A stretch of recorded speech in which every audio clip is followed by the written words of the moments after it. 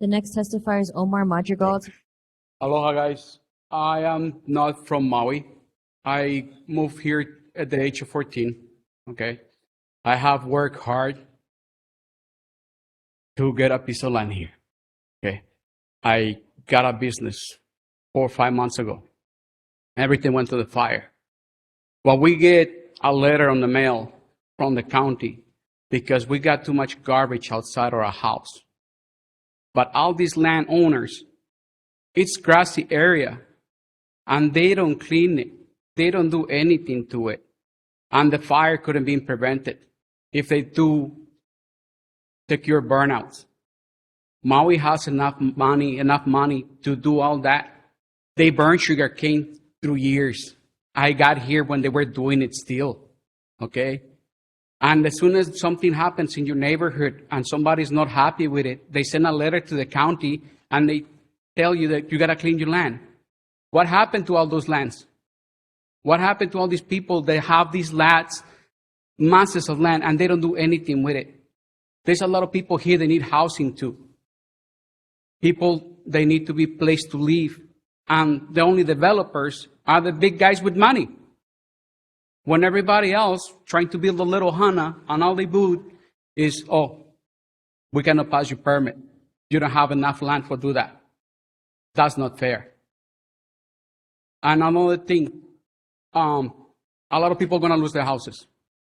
And the reason why is because the banks are calling right now because they want their payment. A lot of people use the forbearance through COVID. And these companies are not allowing to do it again. And that needs to be addressed to the government because they cannot lose the land because they cannot pay. That was part of the deal. You cannot pay, you lose your land. That's everything I have to say. Aloha kako. O Jamie Lee, Inoa. I'm from the Moku of Wailuku. My son and his family lived here. As a matter of fact, my mo'opuna was planning on going to kindergarten, Papa Mala'o. He's not there. He is with his mother and his father because of the trauma. They're, quote unquote, two of the missing children because they did not want to bring their children to school. They're still working through their trauma. So I told my son, you better call them, let them know that the kid is okay. Anyway, I'm not gonna try not to repeat what has been said because there's been a lot of things said. And I appreciate each one of you that are here. It is your job to be here. I know that. And you never call in sick. But your hands are tied to a lot of the decision making at this time because there's been a proclamation. And we know that the proclamation, we cannot make these decisions. It is in the hands of the governor. It is in the hands of the mayor that made these proclamations. We the people have to stand with that. All of us are here to make a difference. How little it may be or how great it may be. Our keiki has come out and do the olis. I'm very, very grateful. I'm from the island of Oahu. I came here as a teen, went to Lahaina Luna School, lived in Olowalu at Teen Challenge. I have 4 children who are teaching Hawaiian Olelo, who are speaking it, who are kiki oka'aina in there. Their hands are in the ground. And I teach them to respect and to love the land that they're living. My daughter is a college professor. She cannot even afford a house. We had to buy some property in Hana for our ancestral family, our lands for them, so they can have when we are gone. Okay? This is what I want to say, and then I will close with this. I don't have a whole lot because there's been so much good mana here, and I really appreciate it. Everyone who does community, in my belief, who does community service, who is part of the council, who is senator, who is governor, it is our kuleana to put forward the Hawaiian kingdom. It is the Hawaiian kingdom that we are supposed to be speaking for. Okay? With that said, we are supposed to be trying to make these changes for your people. Whatever nationality you are, doesn't matter. We are multi-generational, multi-nationalities, but we are here in the occupied kingdom of Hawaii. And if we are supporting that kingdom, then we need to continue to do this with our votes here. Our senators, they're supposed to be in Washington 3 minutes. begging that. 3 minutes? But that's all I have to say. That's what we are here to do. So if you're going to be involved in the community, that's what we are promoting our Hawaiian kingdom. And everybody has already said everything, and that's the mana that I've received. Mahalo nui, aloha. The next testifier is Melissa Benedict. Aloha, and I'm so sorry to everyone who has lost anything in this fire. I moved to Maui in 2019 from the Columbia River Gorge National Scenic Area in Washington State, just 2 years after the Eagle Creek fire that nearly devastated the place that me, my parents, my grandparents, and my great-grandparents all grew up. The Oregon Eagle Creek fire burned so large and such high winds that it was jumping across the Columbia River, which, to those of you that don't know, the Columbia River is about a mile wide in some places. And the Columbia River Gorge is known to get hurricane force winds up to 70 miles per hour. So these winds were starting spot fires in Washington State from Oregon due to blowing hot embers across the river. A couple of years ago, I stood in the parking lot of Safeway as traffic was jammed, watching burning embers falling all around me. Meanwhile, next to no evacuation notices were given to Lahaina, outside of maybe Laniopoko, I believe. This is the fire that got very close to Lahaina Luna High School, which apparently doesn't have an evacuation route planned for its students. I went home to Napili immediately as soon as I could get through traffic, and I packed a go bag, because I had seen the Eagle Creek fire and I know what fires can do. I've also worked for the U.S. Forest Service for a couple of years, and that involves forest fire training. And so I was very scared of this fire. That was the day that my trust was broken within the local government here on Maui as regards to them being able to keep us safe from fire. According to DLNR's website for Hawaii, the percentage of land burned per year in Hawaii exceeds the national average and some years surpasses the Western states. So why doesn't Maui County have more resources to fight fires? Why was the county not more prepared? Especially when there have been so many fires in Lahaina in the recent years. There were warnings to this. Going forward, Lahaina needs proper emergency evacuation routes and plans, especially for the schools. I would also like to say that I can't help but think this entire time, isn't it ironic that we sit here surrounded by acres of lush green golf courses full of ponds with large fountains of water continuously streaming out for a meeting about the fire that destroyed Lahaina as firefighters fought with dry hydrants just 3 miles south? Kaanapali is a city built for tourists. Right now we are surrounded by multiple high-rises that all towered above what Lahaina was even before being reduced to ashes. It's clear who water belongs to. It's clear who West Maui's water belongs to right now, and it's not the people of Lahaina, it's tourism. Anyone with eyes can see this. The future of Lahaina is dependent on the return of water rights back to the people of Lahaina to grow the ulu and taro again. Hello, everybody. Yeah, I'm Lonopele Cathcart Cabanilla. I'd like to say first and foremost, condolences to everybody, family and friends that devastated from this and who we lost.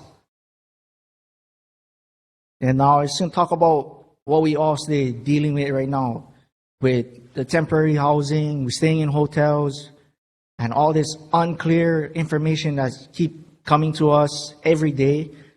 For example, we're being told, oh, we're going to be good in the hotels or whatever till February 10th. But you talk to the people that's on site and you get a different answer. For example, my cousin got told her due date, October 31st, comes up, you're on your own. How is that true? This is adding stress onto what we already been dealt with. This is crazy. So if you guys can help, I know you guys get limited power or things you can do, like you said, but yeah, I think you guys can do a lot. So going off of that, I mean, the most important thing, priority-wise, is getting us all back into our town for build our homes. Talk about all these timelines, 2 years for get back in there and build. That's crazy. That's ridiculous. And I'm telling you it's ridiculous because you get more resources, more than enough resources for get everything cleaned up. You guys see how fast it moved when you allow other people for help.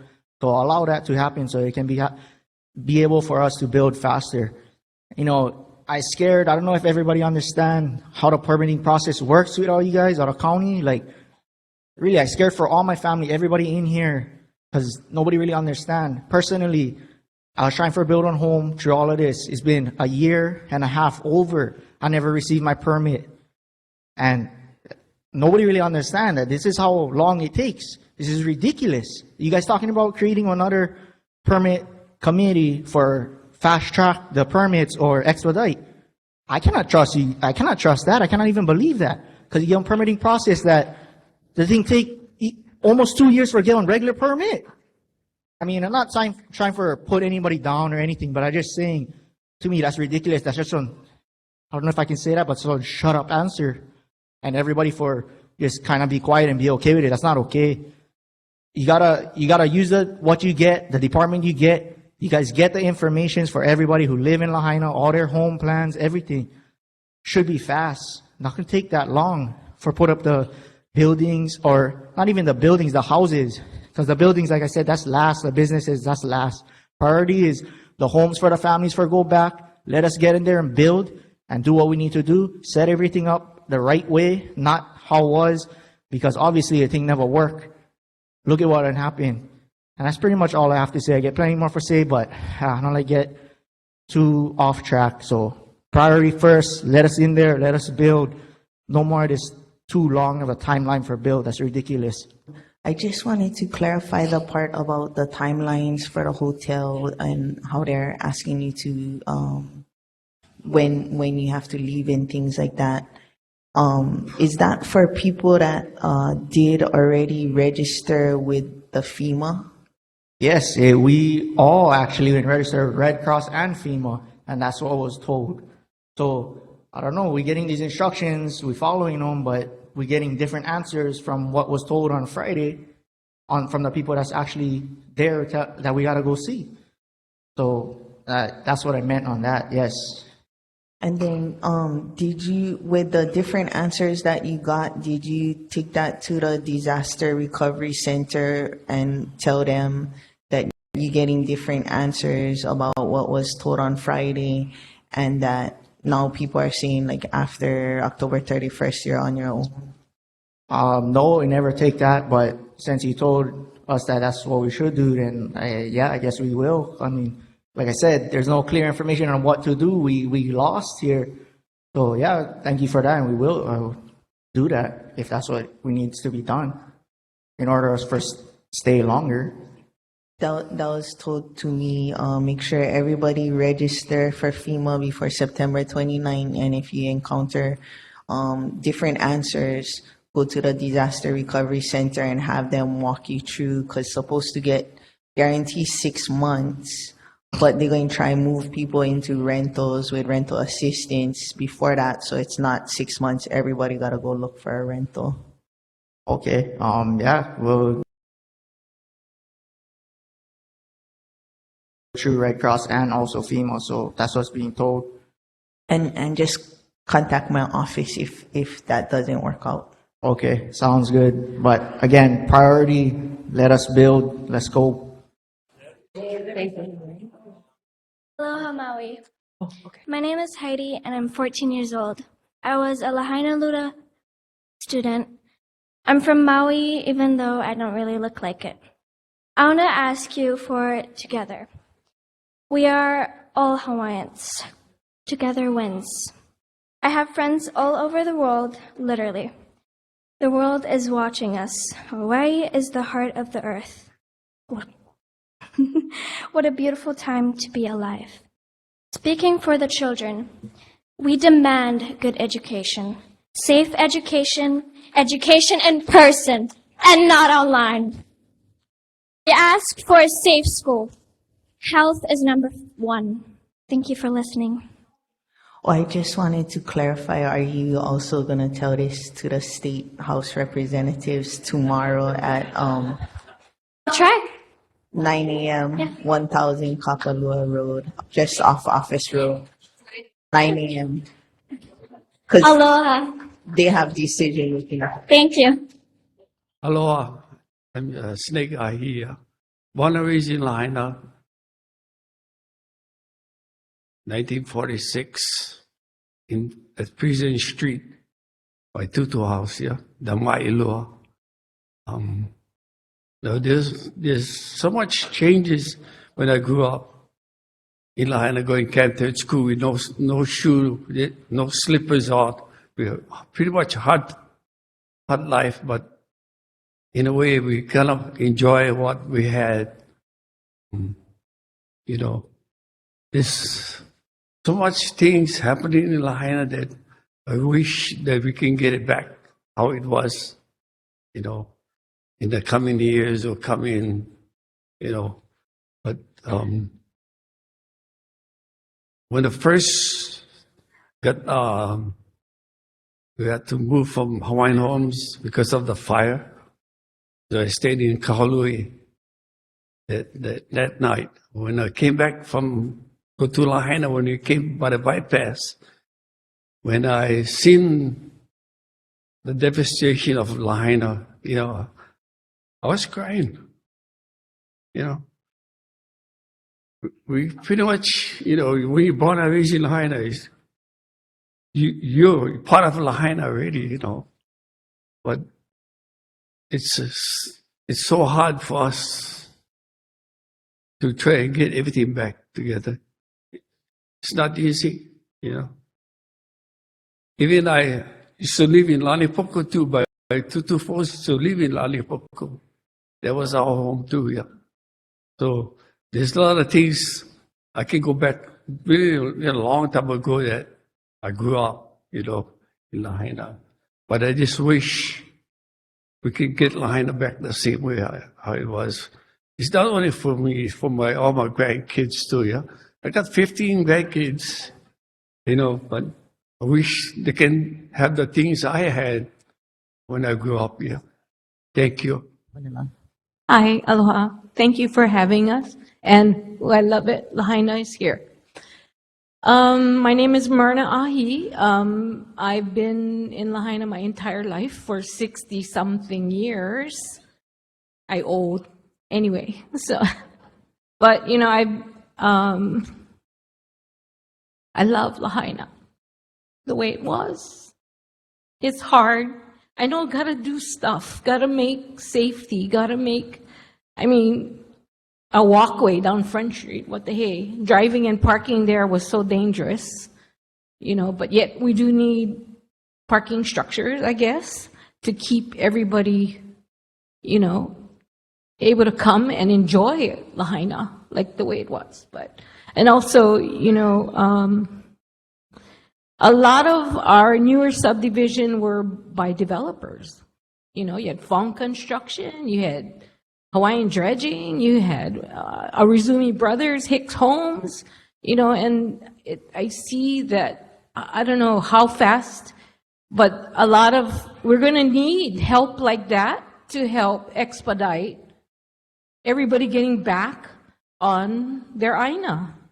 You know, I am so fortunate, but we did lose a family home down at Kaua'ula subdivision. And I did watch the fire as I went to town and having my son call me to tell me to turn around when I was by Bubba Gump's. And just watching, I have pictures of black smoke. It's like, I don't even know how I made it, but my son told me, turn around, go south. Went down to the harbor, just watched Lahaina burn. I couldn't believe what I was seeing, and I just wanted to get home to my family. And then the phone went out. It's like, how the heck does that happen? You know, so infrastructure-wise, I mean, how does it happen? I know we didn't have electric from 5 in the morning, but I was lucky my husband made me coffee at 4. So by the time I got up, I had a cup of coffee and, you know, just, okay, you know, I'm happy. But, you know, I did record myself outside in my yard, listening to that wind. I got it recorded. It was spooky. It was standing there and there's nothing. And then all of a sudden there's woo, woo, woo, woo. And it's wind coming. It's like, anyway. So I did follow my way out of Lahaina, and I just went to the police when I was at Lani Poco. Can I go back? She's like, Auntie, no, so anyway, I stayed and I waited till the morning. I know my husband was going crazy 3 because I couldn't call. So little things like that we take for granted. Internet, cell phone service, water, power. Got to figure that out. But anyway, I do want to see Lahaina kind of the way it was, but yet improvements with as far as evacuation. Oh my gosh,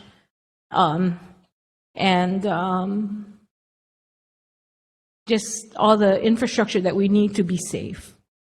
Aloha. My name is Madison Gardner, and I moved here about 10 months ago now. And before I did that, I thought it was so cool seeing the word aloha and how it meant hello, goodbye, and love. And that was something I wanted to be surrounded by. And that is something that is just spoken so true to me throughout all of this, is the community has really backed the spirit of aloha, and they have acted behind it. The day the fires started, I lived off of Lahaina Luna, and I had a friend come to my house to make sure I had somewhere to go. And I ended up staying with somebody that night, and I didn't know these people until that night, but they were willing to house me. And so much of the community has really acted behind the spirit of aloha and really used their actions to back their words in this spirit. And actions really do speak louder than words. And the community has done a lot to really show that and back it. And that being said, I don't feel like that same backing has necessarily been showed with our government and the local leaders, especially through all of this happening. And I've had so much faith in the community I've been surrounded by, and it would be amazing if this same community was able to have that same level of faith with the people that were representing us beyond our... Yeah, beyond that. And so I don't know necessarily the steps it takes to get there, but when it comes to giving your word, the aloha spirit was the word that was said from before I was even here, and it rang true. So every word that you guys say when you listen to us, I mean, it would be awesome if you guys are able to back that with the level of action that I feel like the community and the people here really deserve, because everybody here has had everybody's backs from the get-go. And the only people that it's really been kind of a toss in the air with is when it comes to the local officials, really. And I know it goes so far beyond you guys and so far beyond like everything. It's just, it would be really nice to have that same level of faith in the government. And I don't know what it's going to take to get that, but it's wild not having faith in the people that are speaking for the majority. Aloha kako. My name is Ho'olai Kavanila. I come from a bunch of different Lahaina families, the Kavanilas, the Kauhanes, Kaumehivas, and the Soretanis. And so I stand here proud today just to share some mana'o. Just based off of what I've been hearing today, I feel like there's two teams here, yeah? There's the rewrite, W-R-I-T-E, and the rewrite, R-I-G-H-T, yeah? And so I think now is a good turning point for us to shift from, we keep rewriting with that W word over and over again and kind of not working, yeah? So maybe we go on the rewrite side, yeah? The R-I-G-H-T. And part of that being, I think we need to put pressure, just like us as a community. We may be the irritating mosquito in your ear right now. You're hearing plenty stuff over and over again, but how about you guys be the irritating mosquito to other people? Like, let's put pressure on private developers or even Bishop Estate. Like, let's put pressure on them, to take care and malama and share their land with the people that live here so that they can help us, yeah? And maybe put pressure on everybody else in the county. I think Maui County should have acquired land on this side, more land on this side a long time ago, so that should, in this case of the disaster that we had, the county would have already had the land ready for, temporary homes to be built. We not gotta go through Hawaiian homelands. We not gotta talk about West Maui land. We not gotta talk about all these private guys, because you know what? Maui County, we get them already. But that's not the situation we're in, yeah? We're on the rewrite side. We're going to keep rewriting the same thing and hoping for different results, yeah? I think that's the definition of insanity, yeah? You keep doing the same thing over and over again, expecting a different result, and that's not what's happening. So I think that if we can focus on the rewrite side, you know, before more of our kupuna passed away, I think it was Puakia Nogomeyer that said, every time a kupuna passes away, that's an entire library of information that is gone.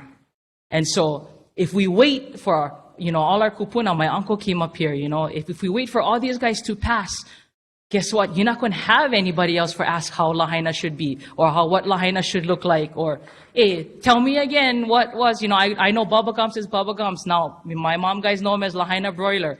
Not going to have the people like that because all our libraries will be gone. So you're not going to have the people and the resources to pull from to continue the beauty of Lahaina. Yeah, my great-grandfather brought his brother from the Philippines, you know, and now guess what? Now families got to decide who can stay because they got to send their family away now. They cannot keep their family here. They cannot bring anybody else from their family here. They got to send them away. So maybe if we can put pressure on everybody to rewrite instead of rewrite, you know, just a little bit manao there, but. The next testifier is Jake Kane. Kane. Thank you, Council, for being here. Appreciate you guys. And appreciate you guys being our mouthpiece and speaking to the ears that need to hear it. The community has been amazing through this. The people who stepped up and made the hubs first was the community. The people who were in there putting out the fire was the community, right? The people who are going to rebuild needs to be the community. I run a small tree service on the west side. I've been doing it for 15 years. A lot of these trees that burned, I've been servicing for 15 years. We put our pride and our dignity into our work. And everybody in here does the same thing with their industry. Yeah? Everybody puts their pride and their dignity. And it hurts me to see these federal government agencies come in and hire out contractors from the East Coast. That's not acceptable. My personal experience, I got to meet the EPA arborists. 2 guys from Wisconsin. That's not right. All these people here, we could build Lahaina with these people. We don't need these government contracts going to outside sources. Okay? Another thing, we need that dignity. My boys, they need the dignity to go out there and work through their pain, their loss, their suffering, to rebuild their town, to rebuild our town, to share our dignity with the rest of the community. So please be our mouthpiece. I want to do a shout out to CNHA, the Council of Native Hawaiian Achievement. They've been great. They've been putting on classes. We went through some OSHA classes. They're doing HAZWOPER classes. So shout out to those guys. Another thing I'd like them to do, and maybe you guys could bring attention to it, is I know that I've fought fires with some people in the back in 2018. I was out there with the people fighting the fires. Where's the volunteer firefighters? How many? Everybody. Everybody. Where is the training class for that? Yeah, because the community is the first people to step in and save the day. So we want that. Also want to mention FEMA operates under the Stafford Act, Section 307. Real quick, I want to just read that. Stafford Act, Section 307. Preference shall be given to the extent feasible and practicable to those organizations, firms, and individuals residing or doing business primarily in the area affected by such major disaster or emergency. There's no 3 minutes. There's no contractors that should be from outside the state. So my question is, you had mentioned in your testimony that you had Aloha CNHA for their hazmat training, and then you mentioned, and you asked where the volunteer firefighters were. We asked you if maybe our help in seeing if CNHA would be able to maybe conduct that kind of a training too?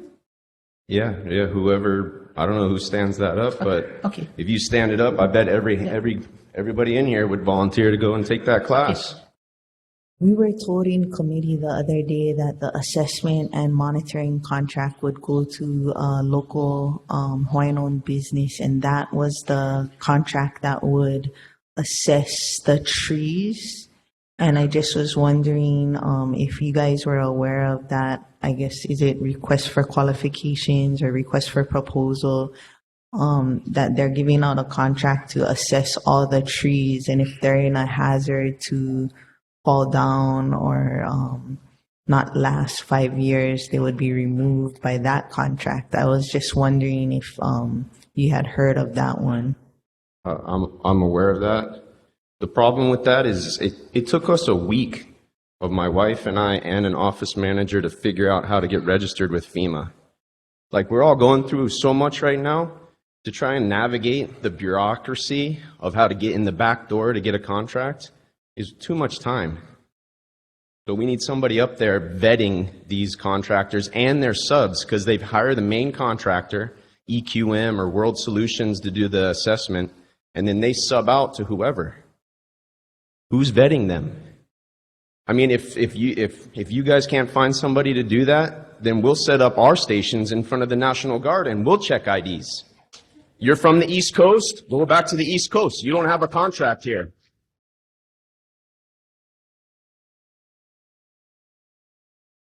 They had told us that no contract has been selected yet. So my understanding is they haven't selected the contract, but that they were going to select it locally.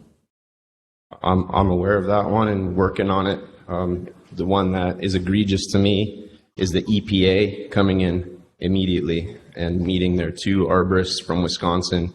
There's over 20 arborists on Maui. There's over 100 in the state. I mean, I have all the qualifications needed to do that work.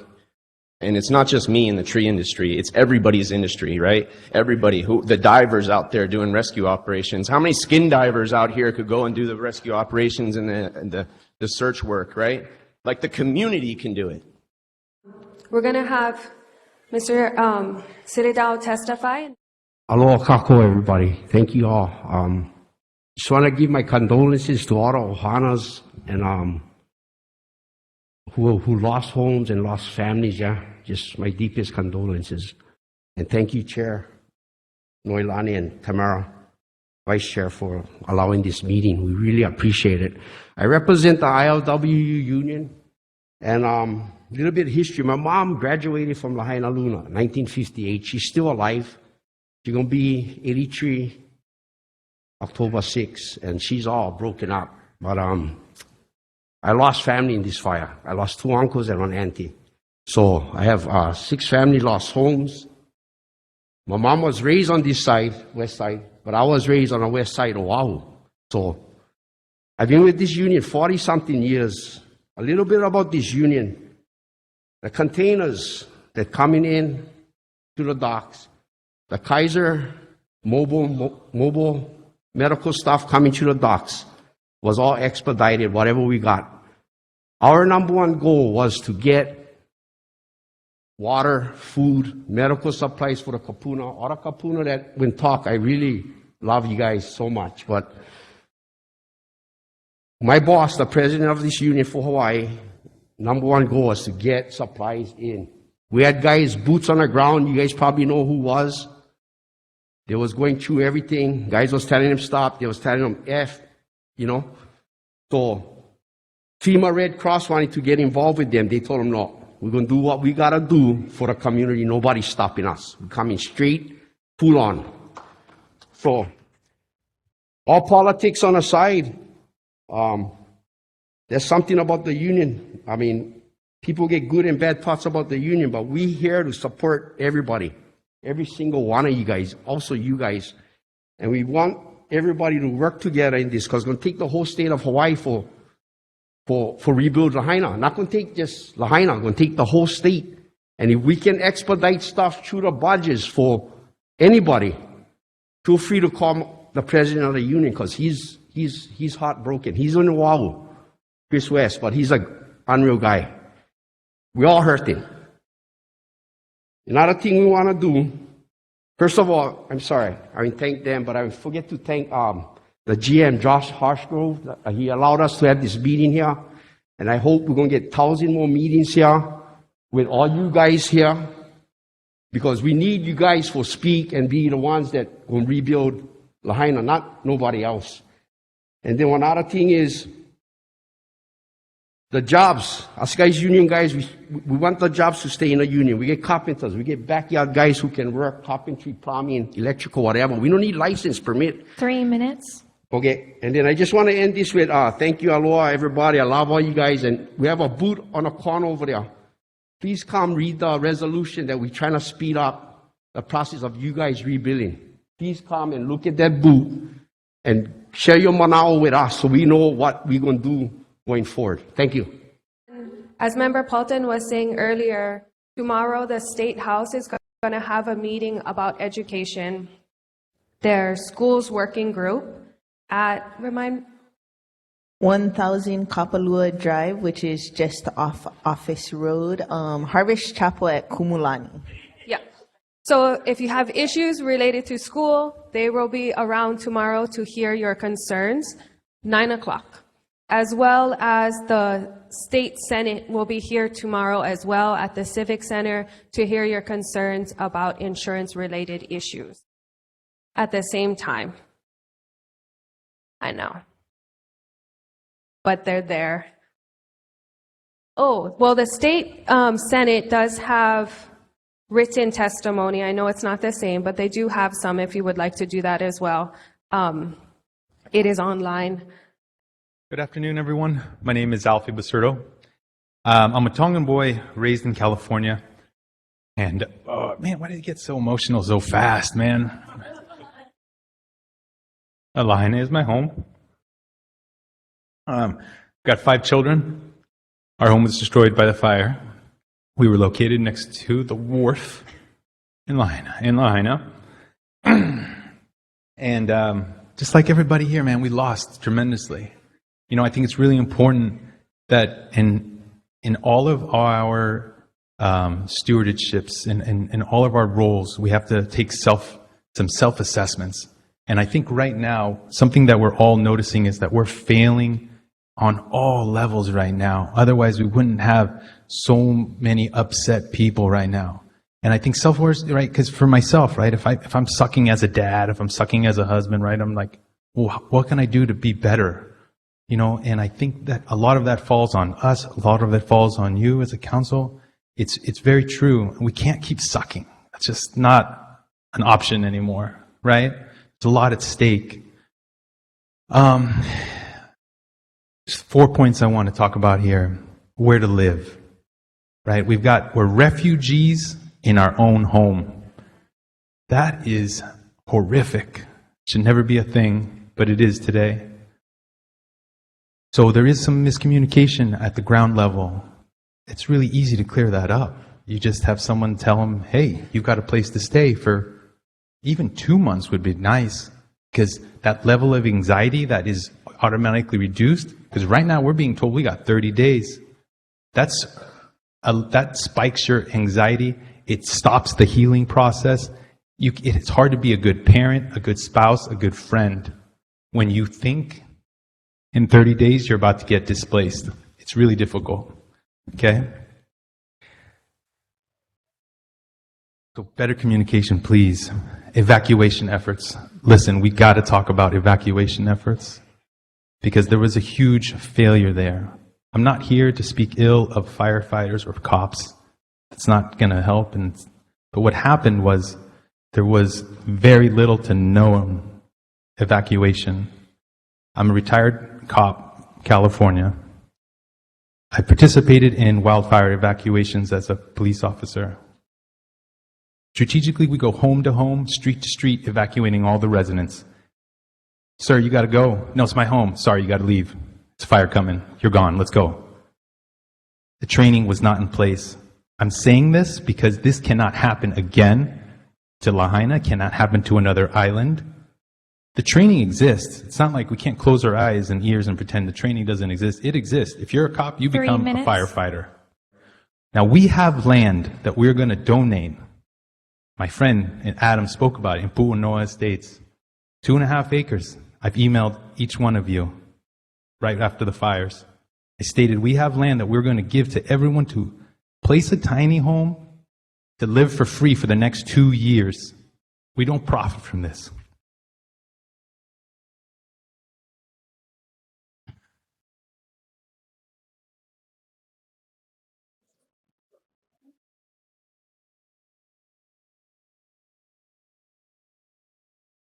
If I could say to a family, hey, I got you for 2 years, anxiety gone, healing begins, and they're like, right on, I feel good.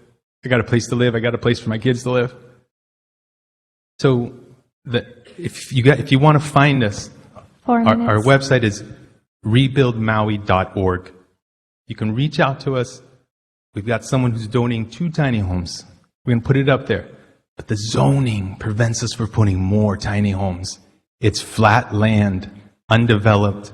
It's perfect for a few families. It's not going to answer for all of our problems. Like I'm a family of 7. It's not going to solve our problem. We're not going to live there.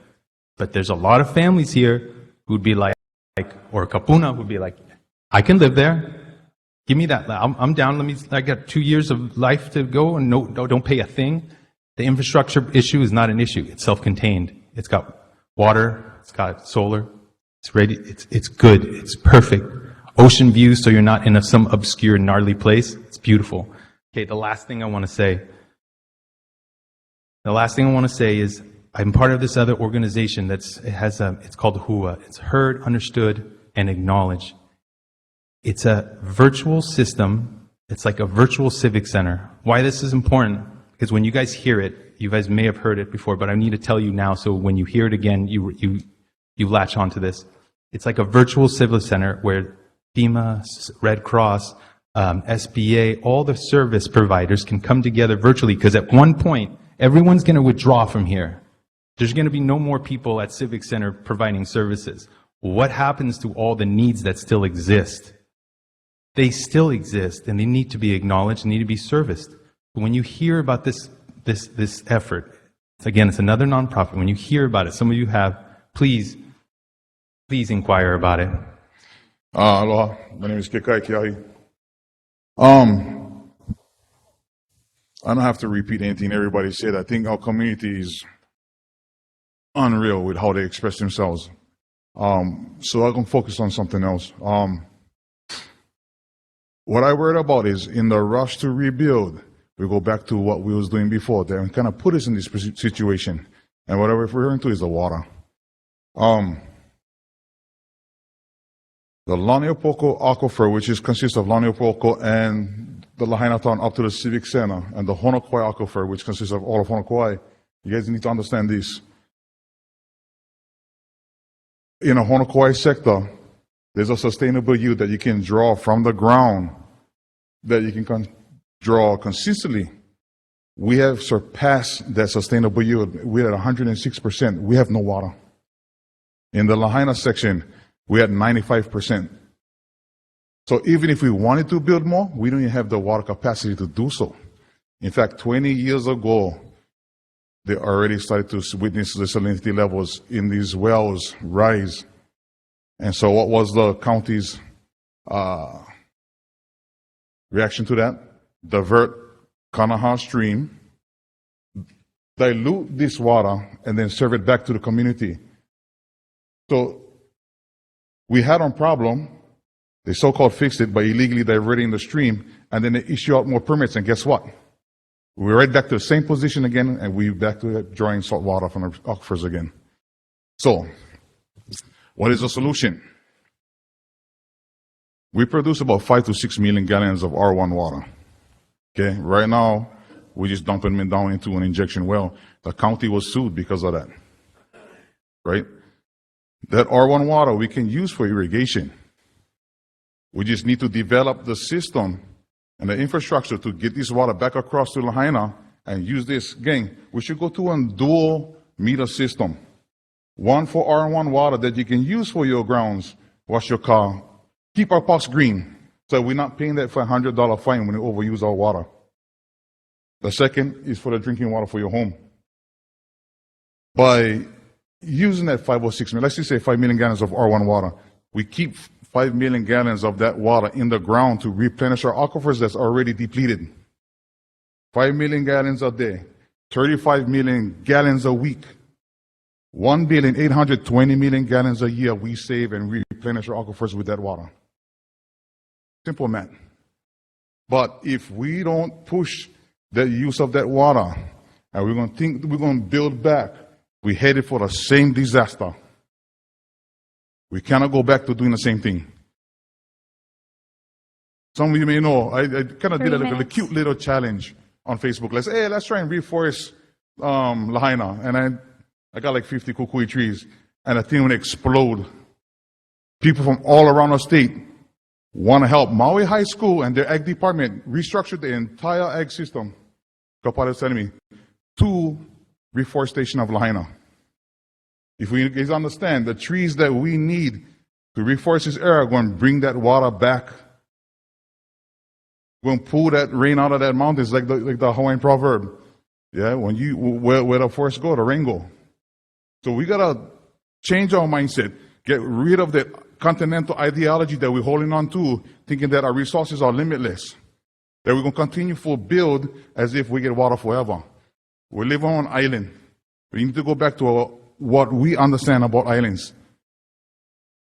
Island people all around the world know how to live on a planet Earth better than anybody else, because what is Earth but an island in the universe?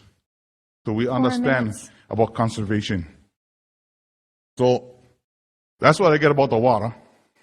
And I think there's something real doable. If they can build the rail and that we pay for too, also over here, we should be able to put it on pipe in the ground and bring them across the line. Pretty simple. One more thing, and this is what I feel, is that because we're in the heat of things right now, people energized, but over time, we won't get lazy. We need to dominate the discussion. We need to dominate the meeting. We need to be here every single meeting. Because if not, we're going to go back right to what we was doing. When I say dominate, we need to dominate the system, the meetings, everything about how we're going to rebuild back our place.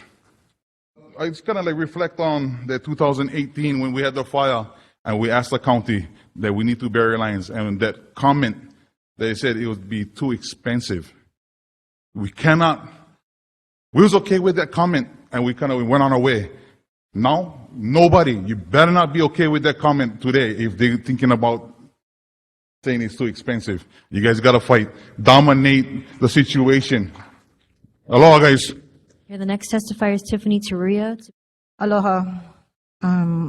O Tif ko inoa, o kaleopu ame ka ai over here, kainoa, o ko o hana.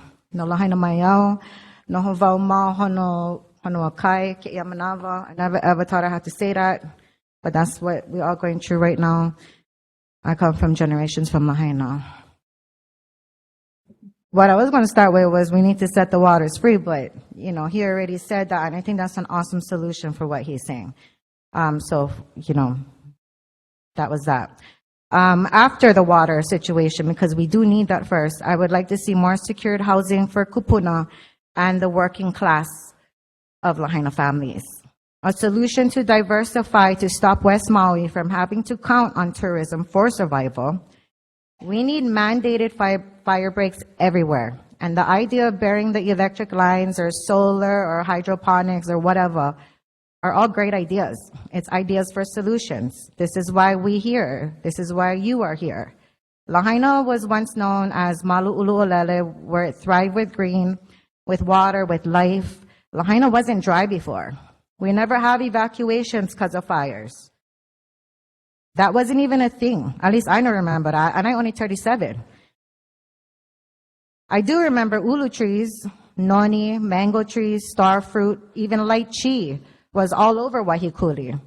Ulu trees, mango, noni, choke plumeria trees was all over town when I was young. Now most of it, if not all of these fruit trees are completely gone because our water is scarce. I would love to see the restoration and protection of Moku'ula and Mokuhinea, our most sacred place. I would like to see the stop of commercial activities down Mala Wharf. This boat ramp was built for the community and now it's overrun by commercial tours. I work at Star Noodle, so you know every night at the sunset time you see these cruise boats come in, and they come in fucking close. I mean, I don't think that's legal for how close they're coming in. They coming like they touching reef kind. That's not okay. We make videos. I know people sell them into the deal and on. Nothing happens. The next night they're still there. They're there every night. I would like to see you guys hold these private developers and greedy business owners accountable for the wrongdoings they have always committed, and they keep doing it in our community. Alexi Peter Martin and everybody like him banned from Maui. I like him 86.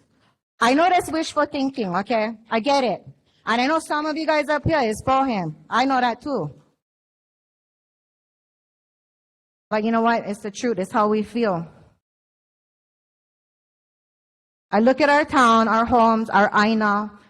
We look like when war zone in Baghdad.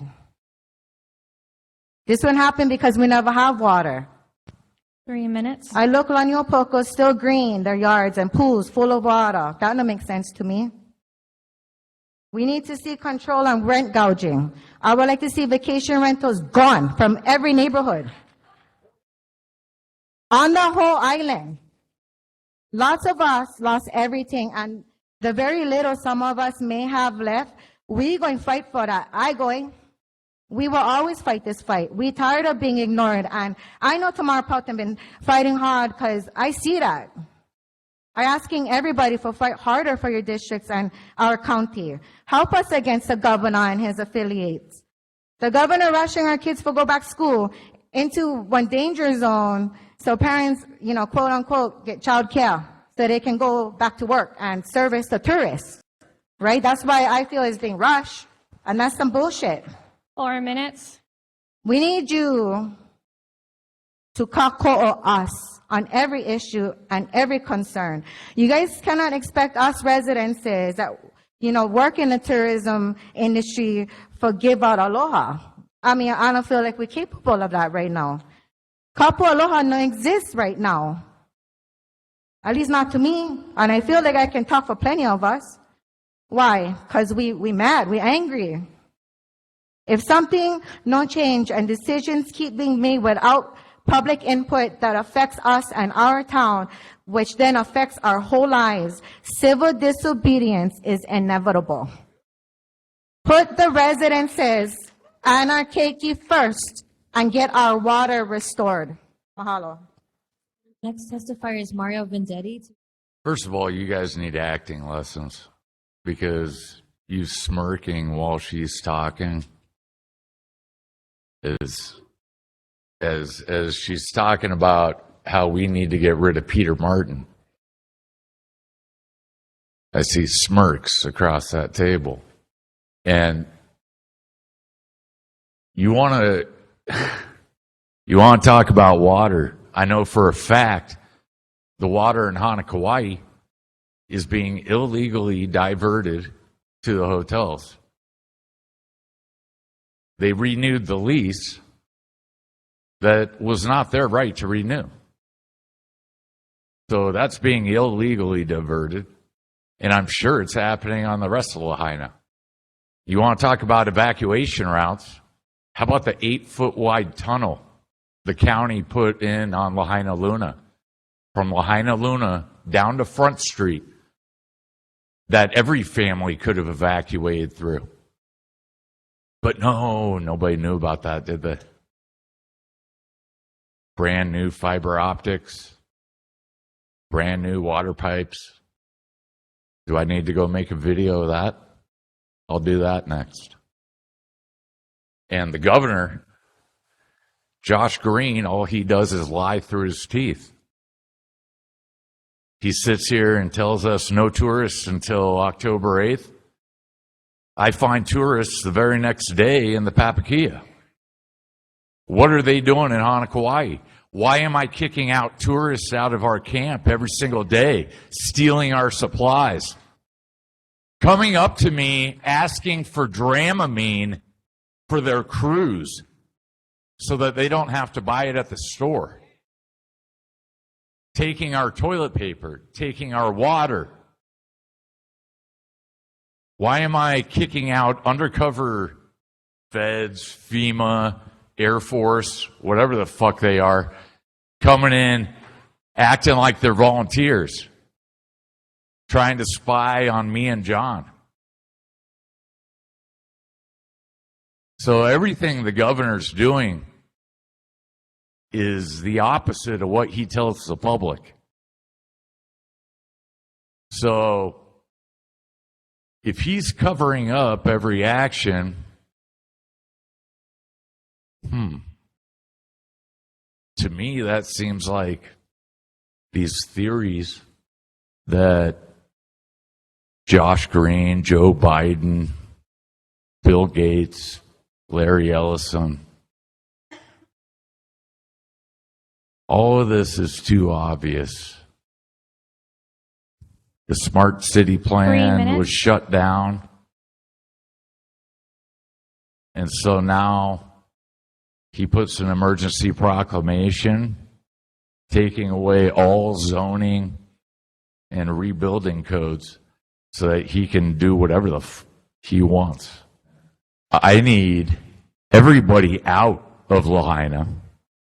We need a third-party investigation, one that the governor does not have any control over, or Joe Biden. Look, let Trump do it. Let me do it. But there's so much corruption in Hawaii's government. 4 minutes. I don't care. You can wrap up, and I'm going to have to ask you to stop swearing, okay? This is a public meeting, and we cannot have that language. But I appreciate the passion, but we cannot be swearing. But you can continue, and I'll give you another 30 seconds. The only way Lahaina is going to get rebuilt for the people is by taking down Josh Green and every single person getting paid off with them. The next testifier is Owen Kahahane. Good afternoon, everyone. Everyone before me has pretty much spoken on behalf of what I feel and how we should try to make the plan for a better Lahaina. I just want to go back to the day of the fire. And on that day, I was working at the hotel. And from where I work, I can see Lahaina. And I could see the smoke getting closer. And I realized at 5:25, it was getting close to my home in Lahaina. And I asked my supervisor to leave work because I need to check on my mother. She's 87 years old at the time. There was no evacuation. There was no radio announcement, no siren. And that's my big concern. If I didn't have the decency and the grace of God to kick me behind and get home, my mother would have been alive today. And I blame that on the system. It is BS that we had to go through that, and we need to protect a future of Lahaina Town by making it work. What are the plans? There's no evacuation. There was no, like the brother said earlier, about cops going in and telling people it's time to leave. If I didn't make it home that time, my mother wouldn't be alive today. So I leave it in your hands. We need to figure out a way to make this work and stop having this go over and over with the electrical lines dropping. We're rebuilding and putting up those power lines, and it's useless because every 4 or 5 years they snap break, and then there's another road closure. And we're getting tired of this. This has been going on for 50 years, okay? Let's make a plan. It's time to stop and think about the people in Lahaina because we have nowhere to go. We need a new hospital that we've been talking about for how many years? We can build that stupid bypass, and where did it go? It stops at Keawe Street. Give us more roadway for us to safely leave Lahaina when it is if there's a tsunami or the fires. Hi, hello guys. I am Pailiki Okona. I'm a resident of Lahaina. And, you know, the state that we are all in now, not only in Lahaina, but across the state of Hawaii, we're in a state of exploitation. Hanani K. Trask puts it as our people, our environment, and our culture is the prostitute, and the state of Hawaii is the pimp. But even in that transaction, the prostitute makes something out of that. So we are not, I think she puts it lightly actually, we are not in a state of prostitution. We're in a state of unknown slavery to the system. We are the slaves to this system. We're the slaves to the system, and our kia'i, our vigilant community, and our hopeful keiki are the ones who bear the brunt of this, of the aftermath, leaving us to pick up the pieces. Now, there are so many open wounds that need to be addressed today, but I'm going to try and focus on just two. The first topic in creating a more resilient and resiliency plan for the future is to give the community more opportunities to sit at the table and let our voices be heard.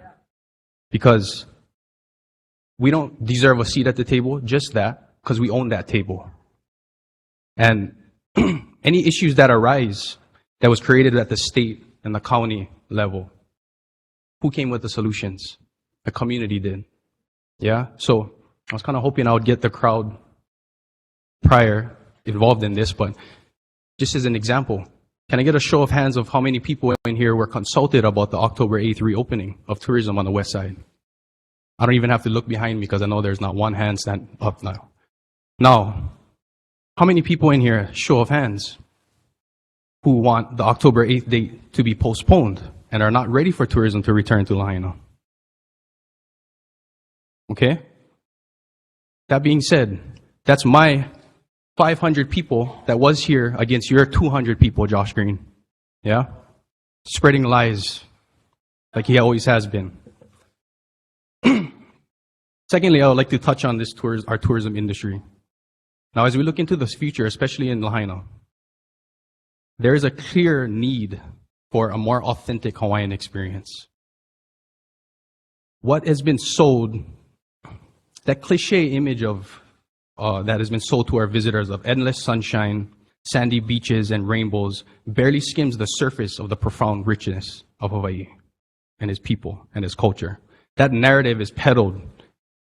That is peddled is a cheapened ideology appealing to the masses, but there's a cost at selling cheap. We attract transient interests, missing those who'd value our true essence.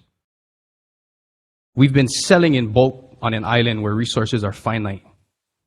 So it's time we shift that narrative from Hawaii being a mass destination to a place of invaluable experiences and underscoring the unique essence and the values of our island. But before we speak on tourism, because we have all of our eggs in one basket right now, we should diversify our economy, first and foremost. Now, we need to incentivize regenerative tourism, tours that incorporate ideas of aloha aina. And in our peak seasons in Hawaii, or in Maui, we have 100,000 visitors on island. If a quarter of them went up into the mountain and was able to replant and get an authentic Hawaiian experience and plant just 4 trees, if just a quarter of them went, that's 100,000 trees that we could be replanting. Yeah? Our state still generates revenue, we rejuvenate and revitalize our environment, and we have a workforce paying to work for us. This is a holistic opportunity that's a win-win across the board, even though the state of Hawaii does not deserve to win. We also create an industry that incentivizes Hawaiian culture and Hawaiian language. So we're going to create a need for that. So down the line, we're going to need people to be working. People can, our entire system can huli. Our entire education system can huli, and we can prioritize 4 giving minutes. Hawaiian language and Hawaiian culture to people. Last thing I want to share is in regards to people struggling financially. And that being basically the sole purpose of why Josh Green made his decision to open October 8th, because of finances, right? Governor Green still has $200 million in discretionary funds that he can use to support Lahaina without any legislative approval. And that's over $25,000 per family, per displaced resident in Lahaina. So that's also an option. The next testifier is Keala Cabanilla. Aloha maino ka ko e ka ohana olele. O wau no o Keala hoi pole maile Cabanilla. My ohana have lived in Lahaina for generations. Cabanilla shimabukuro. Toretani ikomehe iwe kohana. Kohane. I am here today because of them and many, many more. Tourists should be the very least of our worries in our time of grief and in our efforts to plan and rebuild Lahaina Pono. Push back on Governor Green to delay the opening of West Maui to tourism that is scheduled on the exact date that marks 2 months since the fire Heva. There's already a petition with over 8,000 signatures circulating. I'm sure you are aware of that. Let us grieve, let us breathe. I also want to call ko'o and reiterate what has already been said about looking back to move forward. Ho'i ika ike kupuna, ho'i ka aina, ho'i ka vai, kahe ka vai. There are more solutions. There will be more solutions that will reveal themselves to us that have sustained our kupuna and our aina for generations. I want to close with this olelo no'eo that just as Anakala Kai has mentioned earlier, and a bit more of my last mana'o. Hahai no kaua I kaulula'au. The rain follows the forest. I strongly believe that as a vital part of our efforts to rebuild Lahaina is to restore malu'ulu'olele, moku'ula, and mokufunia. Mahalo nui, Aeola Kalahui Hawaii. Aloha, good afternoon. My name is Lindsay Elam, and I want to thank you all for being here. I'm not putting down any one of you, but I would especially like to thank Councilmember Paulton for everything you've been doing and making sure our West Side families are taken care of.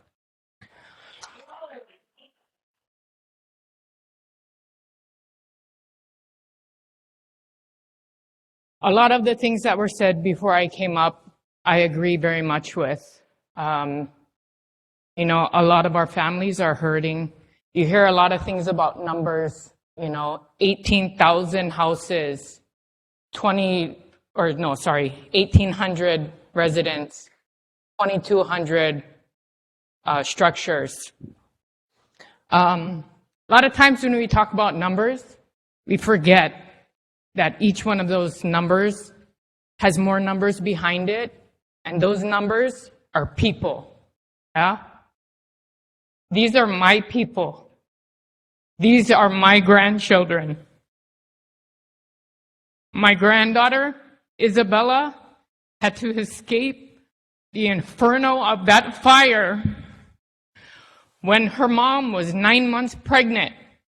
My grandson, Xavier, was born 10 days after the fire. And guess what? He's been homeless since birth. He was born on August 19th. He has lived in 3 different places in that time. And guess what? He's got 2 more days at his current location, and he has to move again. That will be place number 4. He is a month old. The only thing my granddaughter asks is to go home. She doesn't understand that her home is not there. My grandchildren are homeless. These babies have no home.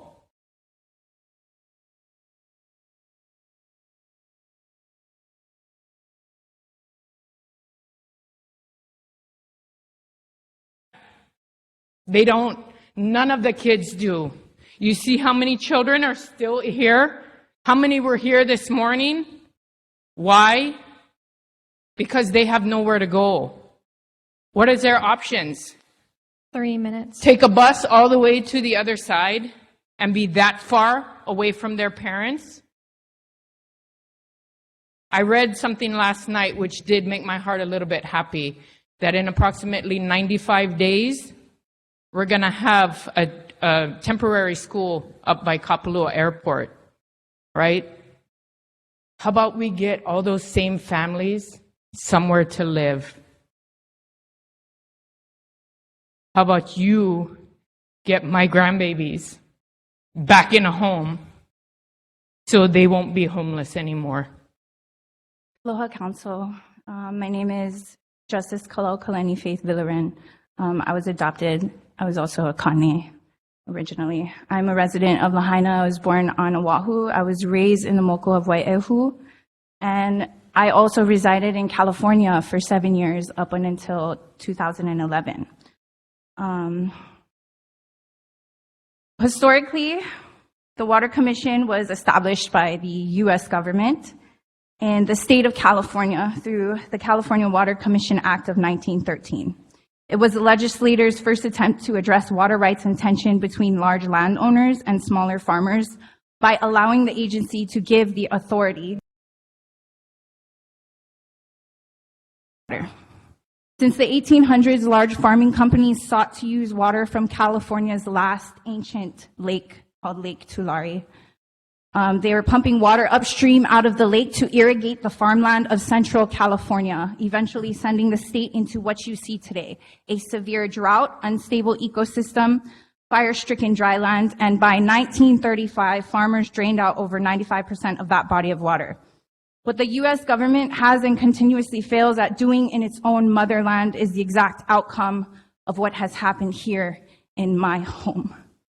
On September 9th, Chair Don Chang of the Water Commission was elated to discuss solutions that have already been suggested in the past and have failed extensively through 1, the Reclamation of the Swampland Act of 1861, 2, the Green Act of 1868, 3, the Right Act of 1887, and even failed through 4, the last the Water Commission Act of 1913. These are your same, if not similar, governing solutions to our waters. The Commission today, they stick us in the same circle of failed repetitiveness, and still they prioritize the large farmers and developers here.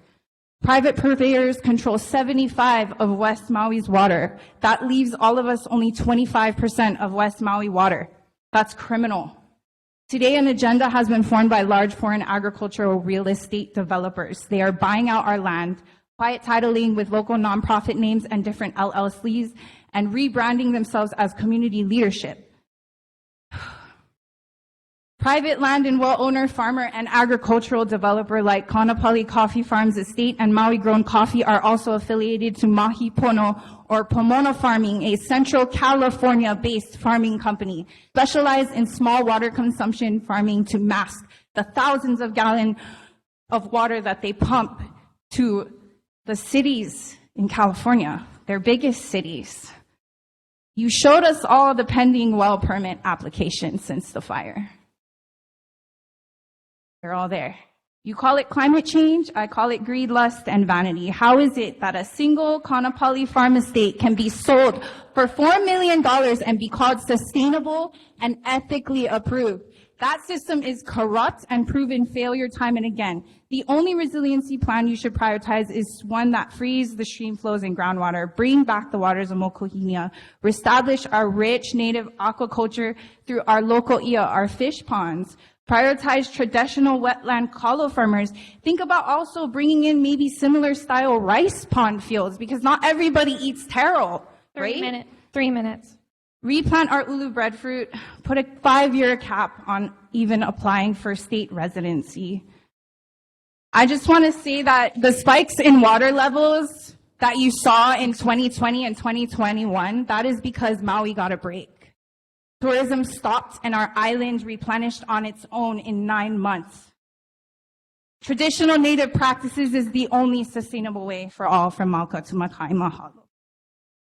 The next testifier is Wallen Christian. Before my 3 minutes start, I just want to give all my love to the people of Lahaina. I am from Honolulu, Hawaii. For those of you who do recognize me, I'm the one that was 12 minutes on the last hearing.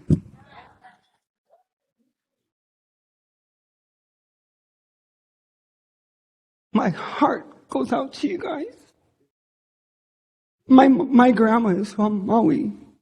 If she was alive today, she would die in a second to watch how the government has taken over from the people. With that said, okay, now you can start my 3 minutes. I'll try to keep it under that this time, I promise. You know, when you look at the Mayor Bisson, and I spoke about this, he's nowhere to be found. I don't know if he's working with the people because I'm from Honolulu. From August 29th until recently, he disappeared while the people perish, while the people suffer. When you take that oath of office as a mayor, you're telling the people of that county that you will do whatever it takes to protect them and to provide for them and to fight for them. He's done none of that. As the city council, I'm asking you guys to do an independent investigation on the mayor, on the police chief, on the fire chief, and find out why they allowed the people of Lahaina to perish in the fire.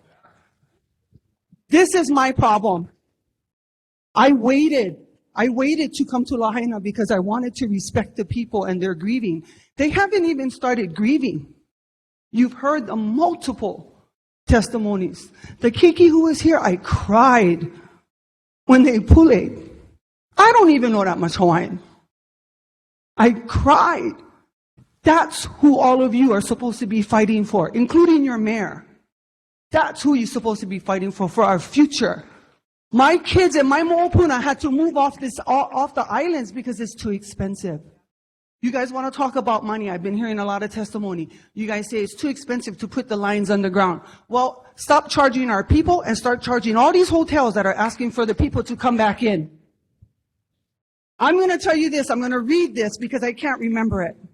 What they pay in taxes, hotels, rental cars, and airlines, none is owned by our people. Not one company is owned by our people. They pay state income tax, they pay state GET, they pay land lease, airport for rental cars. They pay landing fees for the airlines, they pay airport rent for the airlines. Hotel state surcharge on hotel rooms. That's just the top. I mean, I can go on and on. Where's that money? That was my question on the first hearing. Where's the money? Bezos gave $100 million, and I am going to repeat it because it needs to be repeated. 3 minutes. Where is the money? The money should be going directly into these people's hands. I've heard testimony of how everybody can come together as a community and rebuild Lahaina. We need the government to step the hell out of the way and let the people start rebuilding. I mean, this is what I'm going to say. All of you get paid by the people. Start working for the people. Start doing for the people. I heard a testimony about someone saying how the Hawaiians don't what is the word, guys? Don't value education. Heva! Our Hawaiians are one of the most smartest people on this earth because we can live off of the land. We can live with each other. We don't need all of this technology to survive. You owe the people an apology on public. 4 minutes. How dare.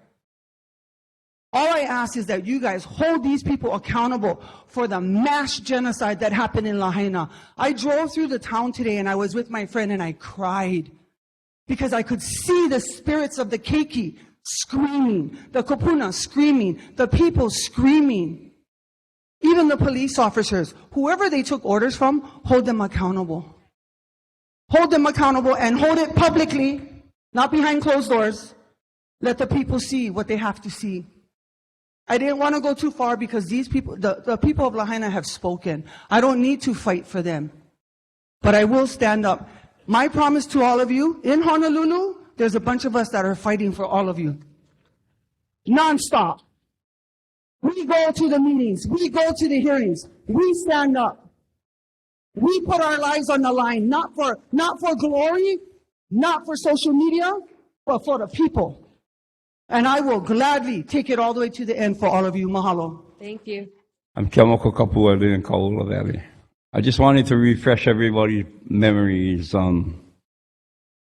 This never happened the first time. 2007, 2012, 2018, and I think Yuki was there. When the Lahaina High School, when the Kuleanas came, and it was under Alan Arakawa. And we reminded that council back then that this thing would happen again. 2021, over 2,000 acres were burned, all in the Kulei'is. We knew that this day was coming. We fought hard to make sure that this council really knew what was coming, So, hate to say, but you guys are the watchdogs today and basically are also responsible of what had happened.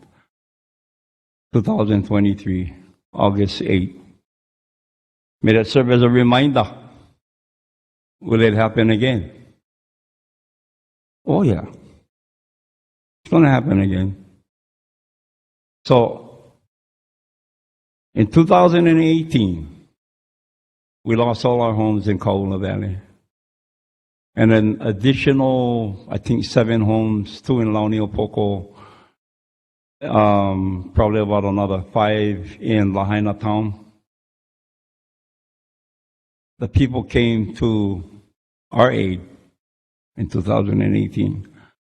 Naikani o Maui serves as a hub in 2018.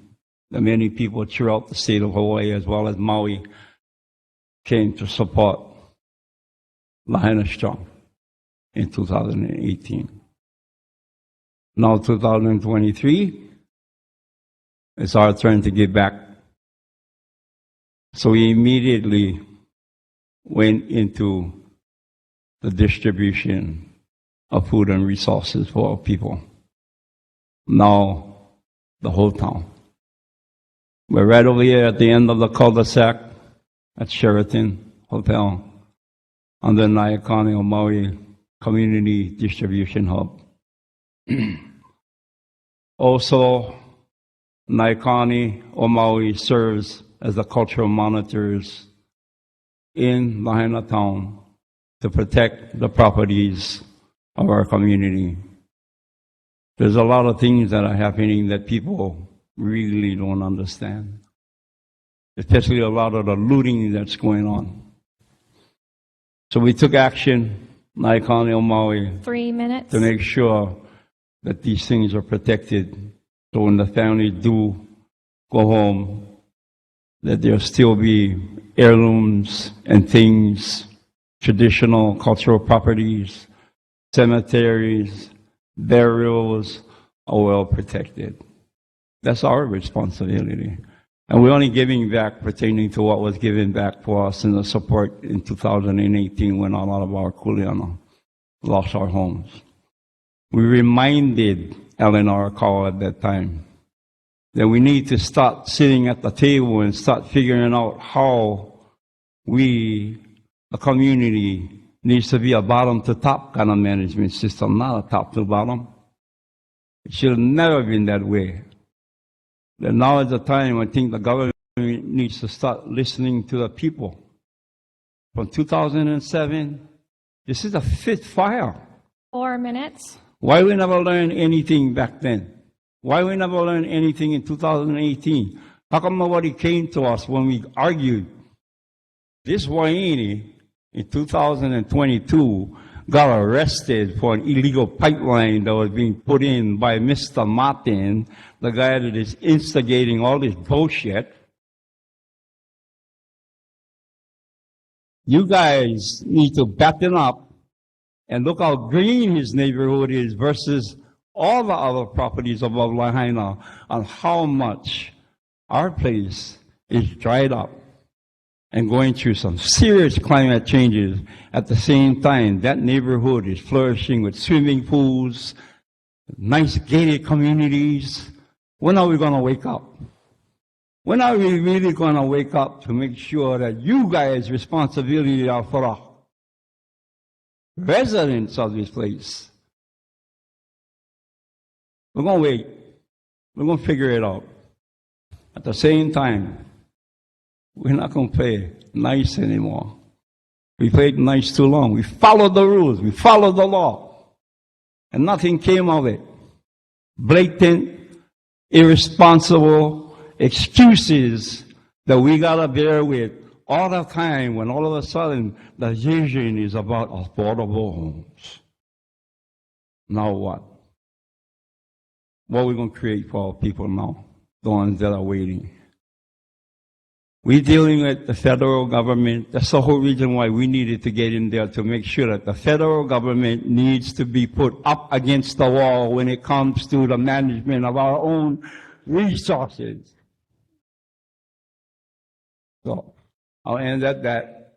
Thank you, Mr. Kapu. I just asked from the beginning, we want to be at the table, not at an advisory level. I sat in too many advisories already. We want action. Aloha mai.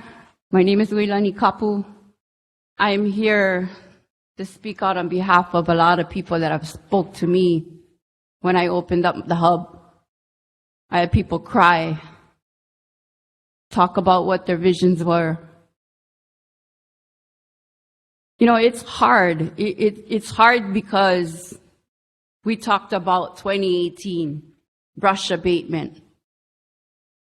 That never happened, and look at where we're at now. Brush abatement is big. You want to buy property, you maintain it. All these large landowners that buy properties and don't do anything because they don't get their housing passed or whatever's, they still have to maintain it. They don't. And this is what we get out of it. Of course, we want to sit at the table, but I think we should have our own forum. And we should put our own vision together without county, state, and federal government. And then present it to you folks. This is what we want, this is how we want it, and this is what we're going to do. We're just going to move forward and we're going to do it. But speaking to the state offices, you know, they're saying that we can't build on shoreline. I have news for you. A lot of our Kuleana owners are along that shoreline, and they deserve what's rightfully theirs. So what are you guys going to do for them? How are you guys going to relocate them? You guys got to think about that, because that's one avenue that has not been presented. But they want to know what's going to happen to them. And I hope we can nip this in the bud about everybody having to move every time. Because like they stated, it's not stable.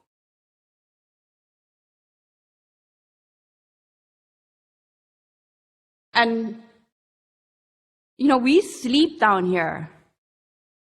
Because this is where our people are. You know, they're sleeping out. They're not even at home. We sleep at the hub. We're there to serve them when they need it. So, I don't know how anybody can walk into a place and feel comfortable and be able to sleep at night when so much people are houseless. So much people are going through trauma. You know, I watched a video last night and they were sharing their eha. They were sharing what they're going through. And I cannot sleep at night knowing that our kids are out there wondering when they're going to go home. 3 minutes. When are they going to have a house for themselves to go back to? And how can the parents explain it to them? We can't. They're not going to bring their kids back to a place that they can't see their toys, they can't function. That's going to be so devastating for them to even do that. So I think we as a community need to sit down and we need to start planning out how we envision our future moving forward without government involvement, because it takes too long and we got to do it, and we got to do it now. Aloha, my name is Courtney Lazo. I'm born and raised Lahaina. First, before I go into my testimony, I just want to share, we've been running our own wellness checks for our community. These QR codes that you see on our shirts. So I'm going to read some of the top priorities that our community has been asking for and their concerns. Number 1 being Lahaina lands in Lahaina hands. 2, community-led recovery. 3, restoring Maulu'ulu'olele, historical sites and wetlands. 4, affordable housing. And 5, infrastructure upgrades. Widen the roads, move water, sewage inland, etc. 57% of the people who filled out this form have keiki in their households. 40% have kupuna.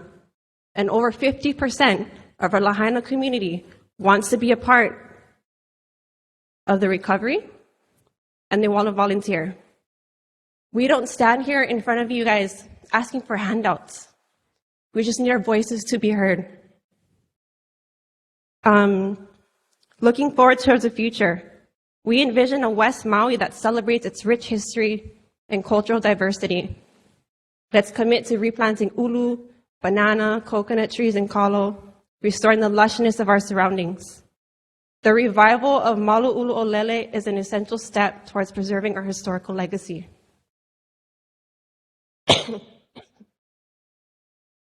We must develop a vibrant historic district that pays homage to Lahaina as more than just a plantation village and a whaling hub.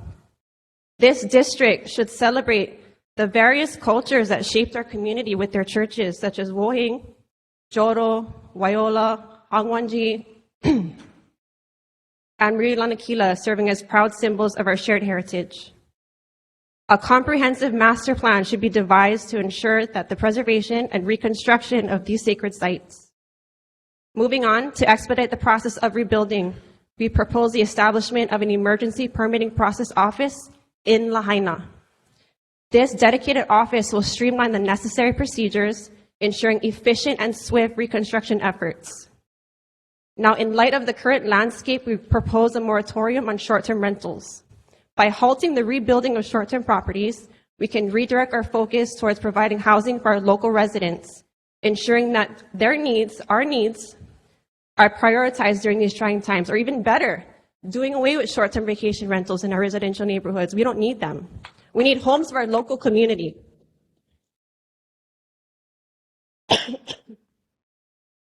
We need mortgage and interest deferral programs for at least a period of 3 years. This compassionate measure will provide much-needed relief to our residents, allowing them to rebuild their lives without the added burden of immediate financial obligations. Oh, and we need a hospital in West Maui. We've needed one. So yeah, please add that to the list.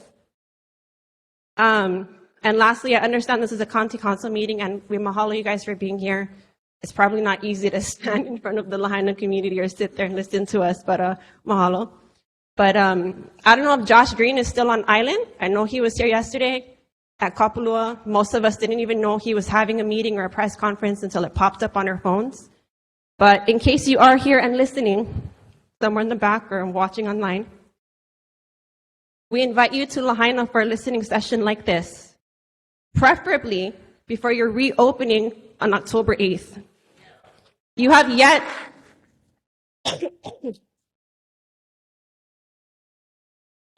to sit with our community, to hear our voices and concerns, and I think it's time you do. Your recent decisions haven't included our community, and right now from where we stand, it looks like you put profit over people. Nothing about us without us. We look forward to a listening session with you, Governor. Mahalo. My question, I think it's so smart to put the QR code on the sleeve of the shirts and that everyone's participating in it. Broadly speaking, like everyone can get behind affordable housing, a hospital, but the devil is always in the details. And so we're going to need the community to be able to engage with us when the details start coming out so that the recovery is done together, kako effort. Would that initiative that you folks have be able to have that level of feedback with the detail as the details are proposed from the community, and then everyone have an opportunity to provide their feedback on that? Yeah, we can provide what we have and we'll figure out the rest. I mean, Lahaina's waiting to be heard, so we'll get it. Yeah. Amazing. Yeah. Mahalo. Yeah. Thank you. Aloha, my name is James Lumpkin. I've been in West Maui for 17 years. All my material possessions were burned at 360 Front Street, which is now being called Zone 14A. This disaster is a failure on the civic authority's political system. It's not a natural disaster. So many people pointed out it's a failure to act on warnings, and that created knowledge of raised risk that weren't acted on to make change. Many good points were made here today. I'd like to just reiterate that believe building beyond resources is a poor decision. What resources need to be considered are roads, power, foods, and obviously what's been repeated over and over is water. The question was asked, it's not that water is not available, it's how the water is being distributed. And that water needs to be distributed to the people for things like moku'ula, mokuhunia, malu'ulu alele, and I also think those things fit into the idea of rejuvenative tourism, to repeat pa'ele. I have Matthew Nichols. So on our lunch break, we went back to our Hanakai hotel, and we were told by Red Cross we were being kicked out in 72 hours. Due to Red Cross not knowing what Ohana housing is, they have put people in the wrong things, and so they can't separate them. So we are all listed as a 9-person household instead of 3. They are unwilling to help us. I've been to over 8 hotels and 40 hours sitting there. On Monday, I sat there and watched as a lady cried because her kids can't come back to this side because she's being kicked out of her hotel. As I sat there for 3 hours, freezing, waiting for someone to speak to, waiting for someone to get housing, because after the fire, I lived in a food truck. Up until 2 or 3 weeks ago, we had nowhere to go because we chose our animals because they deserve a place to live too. Not all of our animals survived. So today, when I left you, I told you there was a fire burning on this island right now. A fire burning as we speak in this meeting, and there's nothing that people can do. Do you know how hopeless we feel? I'm not even from this island. I've lived here since July, and I moved here to be with someone that I loved because they're from Lahaina, born and raised. And I believed in this lifestyle and in this thing of being aloha. What aloha is there? I was told 72 hours I'm kicked out, and I walked down this pathway and there's tourists playing beer pong on their lanais. You want me to sit there and tell you I'm not going to revolt? You want me to tell you I'm not going to do nothing when this is what's looking at us? A week after the fire, I worked at a shave ice shop, and I had a tourist look at me because I'm white and have the nerve to say, should I stay on this island or should I go because my money's pumping your economy? Do you know what that feels like? When you go home at night and you look around your homes and you see your photos and you see your belongings, we have nothing. I have nothing of my grandparents anymore. I have nothing. I don't get a look at a photo of anything. I will never get these photos back. No one from Lahaina ever will. And you know what's the most disgusting thing I heard today? Your high school has no evacuation plan. The amount of mass shootings going on in this country and there's no evacuation plans for your schools. Do you not feel ashamed of yourselves sitting in front of us? You want to know something? I'm from Tucson, Arizona, where water rights are for the people. The water should go 50% for us, 50% for something else. I drove around Hana for the first time 2 weeks this week. Half of it's beautiful, half of it's green. Half of it is a barren wasteland that looks like the desert I came from. This is a tropical island. Where is the water? You know where the water is? It's running down the sidewalks of the hotels. I counted 6 times a day the grass is watered. I grew up in a place that grass doesn't need watering for 2 weeks. You have to mow your grass once a week in this area because you're overwatering. You don't need to mow your grass for once a month in the mainland because it survives. You are literally stealing from the people and giving water to who? To tourists? So I have one last thing for you. There's 2,000 places that got burned, right? Hanaokai has 2,000 kitchens, 2,000 bathrooms, 2,000 washers, 2,000 dryers. If a tourist comes to our island and you want them to pump their money into our economy, they don't deserve a kitchen. They can eat in our restaurants where you want the money to go. At what point are you going to have decency? I hope that you care about the amount of words said as the amount of time you've counted to each one of us. And the last thing I have to say, Madam, in your blazer, please be humble next time you come before us, because I have 5 shirts, 3 shorts, and not even enough underwear to get through a week. So please don't sit here in your nice clothing, and remember that we have dirt nothing but what's been given to us. I have clothes I can't even fit in. Hello, council members. And my name is Stephen West. I'm a business agent for International Longshore Warehouse Union. And on behalf of all of us, our sincere condolences go out to everyone that's lost anything in this fire. We're here for you now, and we'll be here for you in the future.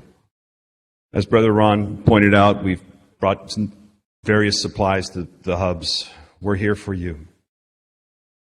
So I wanted to bring out just a couple points. I testified in front of the council last meeting, and I just want to touch base on section 105.2.1 of Title 16.26B, and it provides the county to expedite the permitting process. This is in the code. And basically, 105.2.1, reconstruction of dwellings and accessory structures. There's a number of points, and if I read all of my testimony, I would be going over. So there's a number of sections. One that's most important, it allows the planning director to forego any charges to the applicant, so they would not have to pay permitting fees. I would strongly urge the county to make that so people of this community could do it without even asking, because it's in the code it says they must ask. So anybody that's listening, please spread that out. You're going to have to ask. But hopefully the council can and work with the mayor's office and planning director to make that automatic. Also, H, it deals with illegal construction. A number of the plantation homes, there was no planning, there were no plans, they were constructed. There's no record of them. I would hope that when these applicants go to the county, they would basically understand they've been paying taxes all this time. The county would not deem it illegal. They would basically grant the permit. And then, as well, they're going to have to follow the law. That is understood as far as the code and the building is all that. But I would just hope that the county would please recognize those structures to be rebuilt.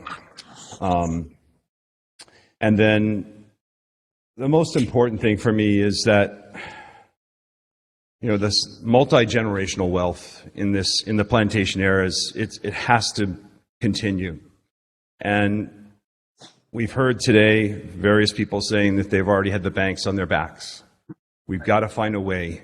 We have to find a way as a community to protect all those people. It would break my heart to see anyone lose their home. And lastly, 3 minutes. The issue that I feel strongly about, and I felt strongly about this, is that transit vacation rentals, TVRs, Airbnbs do not belong in our neighborhood. Please do at the very minimum, a 5-year moratorium. Our children have been our greatest asset and our greatest export of this county. Over 2,000 children leave this island and don't come back every year. It's not right. So, and then the bypass. We got to look at the bypass. Maybe ask the president, the governor, to ask them to waive all the administrative, do an administrative order to allow 4 that minutes. process to move forward. And I'll share. Mahalo for taking such a strong position as a ILWU lobbyist or representative. I'm a agent? representative. Representative. Yeah. When we do introduce legislation, will you please bring your force to come and support the legislation when we Yep. introduce those things? We're in the midst of that right now. And, it's just, we have a lot of members that are hurting right now. We're actually we're getting back to our roots. We're working from the ground up, the bottom-up organization versus a top-down organization. So we're rebuilding. And yes, we'll definitely show up. Reso, pomaikai, kuhaliloa, kumo kekona.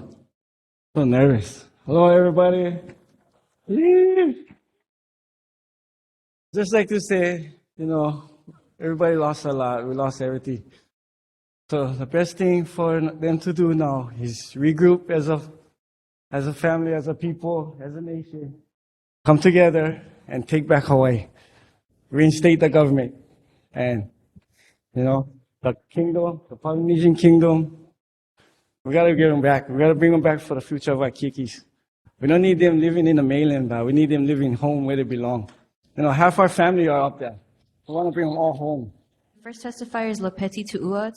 Talo falava, olo ingwa, o Lopeti Tu'ua. Thank you, folks, for having myself here along with the rest of Lahaina as a voice. I'm here today to speak to you on behalf of the rebuild and along with making Lahaina resilient to something like this happening again. As far as the rebuild of Lahaina, the first thing that comes to mind for myself is two things. We have those who come from Lahaina and those who live in Lahaina. For me and my family, no matter where I live, I come from Lahaina. We are Lahaina. With that being said, no matter where I go or where I reside, I wear Lahaina on my forehead and on my chest. I don't wear it on my back. Everybody knows I'm from Lahaina. Why? Because I come from Lahaina. So as far as the rebuild, all of you folks, what I ask from you is to listen to the people who come from Lahaina. No disrespect. Honestly, it doesn't matter if you live in Lahaina. The people who come from Lahaina will have only the best interest of Lahaina. So listen to the people who come from Lahaina, not live in Lahaina. That is so far irrelevant from the future of Lahaina. You have to listen to the people who come from Lahaina. As far as Lahaina being resilient, as far as something happening like this in the future, back to the same thing. You have to listen to the people who come from Lahaina. This is my son. His name is Loyal. Lauli Iloa, Namoku Ola, Tu'ua. Talofa, say Talofa. He doesn't talk yet. But back to what I said about coming from Lahaina. Unfortunately, I have two other children. Pailana Vaya Tu'ua, Vasai Toatasi Toatangaloa, Lopeti Tu'ua. They know Lahaina. My daughter comes from Lahaina, my son was born in LA, but when I called my son and I told him what happened to Lahaina, he said how sad he was about Lahaina burning down because he loved this place. For him, unfortunately, you'll never know the Lahaina that I know and that I knew growing up. So all I ask is that we listen to the people who come from Lahaina so that when we do the rebuild, he'll know at least something about the Lahaina that I knew and that I know. Moving forward after that, what I wanted to say was that I'm a Samoan. My mom was born in America. My dad was born in Samoa. My mom graduated Lahaina Luna in 1971. I graduated 2003. So I'm from Lahaina. And as far as what I was going to say is being a Samoan born and raised in Lahaina, we're all Polynesians. We're all in the same va'a. However, so we're all in the same va'a, but we have to do we have to remember is that if we're all in the same va'a as Polynesians, we have to paddle in the same direction. This flag right here is the same flag that me as a Samoan brought to Mauna Kea the very next day after they were at the cattle guard. Why? Because although we're in the same va'a, I'm still paddling in the same direction. And you guys have to all remember that. We're on the same boat, but which direction are you guys paddling in? Remember which direction you're paddling, because you claim you're in the same boat, but remember you're paddling in the same direction, because if not, it's not going to work. And do it for him, because this is the future right there. He's looking right at you. Eo mai. Eo. Thank you for having us in your presence. My name is Kapali Kiahi. I know she's not here because she told me she was leaving. I just wanted to say that Wait, hold on. Did you sign up? Because then we can mark you, Pao, after this. What was your name? Can you just... No, I did not sign up. I came a little bit late, so I figured there's no use in signing up. I know I had over 130 people signed up. So there's no use. No, you're fine. Okay. If you did, then we would have just marked you as Pao, but you can continue. You Okay, have 3 thank you. minutes. Thank you so much. Thank you, Suzette. There's certain things that are very pressing that I think the council can help us with. Of course, we all know like the idea that we're opening up for tourism on the 8th. Of course, we all know tourists are already here. I think you can put pressure on the mayor, and maybe the mayor can get other mayors from the different counties to put pressure on the governor to stop this madness before it even happens. I think that's pressing.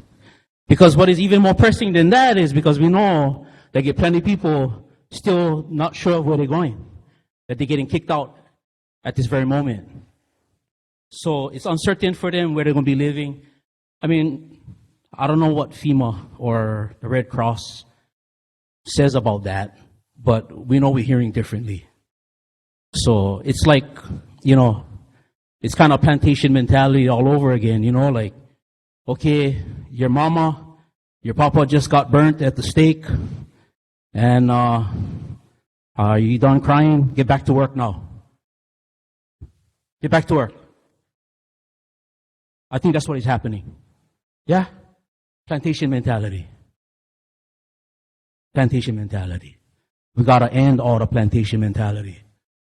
So take care of our people. I think we need a stabilization plan for those of us for those of our families who affected by this fire, no more place to live. You got to take care of them first before we start to take care of any tourists. Okay? I think that's kind of pressing right now. Because I don't know how many times we're going to be talking about the build back. This is not the first time we're going to be talking about that. Get some stuff that can come later on down the line, of course. So let's just deal with something that you can probably handle right now. Something that you should be doing right now is putting pressure on our mayor and guarantee, yeah, I talked to the Kauai mayor too, guarantee he'd be in on pressuring the governor for pushing back this open up date. So do that for us right now. We heard meetings where the mayor or the governor or Red Cross or FEMA says that nobody going to be displaced because the tourists coming back. So instead what we're seeing is the 40 hotels being used as shelters, just shuffling all the residents around, moving from the Fairmont, Kialani, Andaz. You get 24 hours. Now you got to go to Hyatt or Napili Shores. They don't care that your kids is in school in Haiku or wherever. So even though they're not being displaced to the streets, you're saying that is still unacceptable because we're not just cattle that can be moved. Absolutely. Thank you for not putting words in my mouth, because that's exactly what we're thinking. That's exactly what we're thinking. And that's exactly what we're saying. Like my cousin Albert said, who you are is where you come from, man. And for all intents and purposes, we don't like leave Lahaina. We want to stay here. There's no reason why these hotels cannot open up.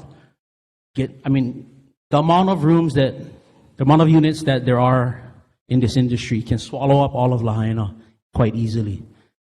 Of course, it'll probably be just a matter of dividing everybody up, perhaps. But get plenty of room for us. I know that already. So that being said, I mean, all of us in Lahaina, we're in it for the long haul. We know that. But this industry, come on, only 2 months and you just like give up already? They gotta This industry is dependent on us. They like us get back to work because they know, even the governor knows, and this is why this is very much plantation mentality, that once we get back into the grind, it's hard to stop. So it becomes not only a distraction, but a deterrent. It is a deterrent. It deters us. Now, you think we're going to go work all day? We like go to a meeting at night. You think that's what we like do? You think that's fun? You think that's part of the quality of life for the people who live here? Of course not. We don't like going to a meeting at night after you just work all day, slaving in the tourism industry or whatever industry. So this is all a deterrent, deterring us from being part of the solution, deterring us from being at the table. So that's why we got to push this back right now and get it happening before the 8th comes. Aloha. Can you please state your name for the record? I am Miss Lizzie. Okay. I worked for Princess for 4 years in Kobe Steakhouse. People are literally dying of heartbreak. To one of the great Hawaiians, we love you, Pili Kekai. Please be with us now. To the families of Lahaina and the students I taught, I know and love, to your lineage, your ohana, your genealogy, your island culture, to your home, unto Hawaii, stand proud.